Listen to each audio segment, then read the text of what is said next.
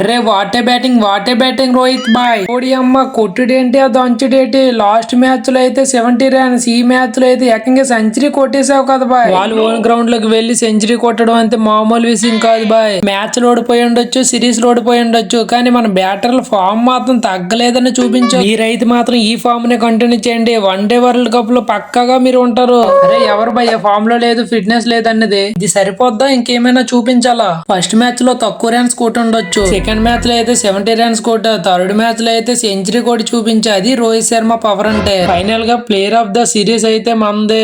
రోహిత్ అంటారా బాబు, మనతో పెట్టుకుంటే మామూలుగా ఉండదు మరి.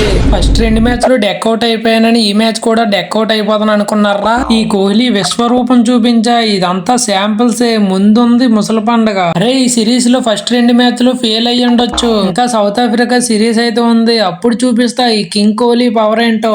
అరే బాబు మీ సిరీస్ పోయింది, ఇంకేం చూపిస్తారు మీ తడాక ఏంటో. ఎంత ప్లాన్ వేసారు. ఆస్ట్రేలియాకి వచ్చి ఆస్ట్రేలియా వాళ్ళే ఓడిద్దాం అనుకున్నారా? చూసారు కదా మా పవర్ ఏంటో. సిరీస్ ని గెలిచి పడేసాం. అది ఆస్ట్రేలియా పవర్ అంటే. అది కూడా లాస్ట్ మ్యాచ్ పోతే పోనీ అని చెప్పేసి వదిలేసాం, లేదంటే 3 మ్యాచ్లు కూడా మావే.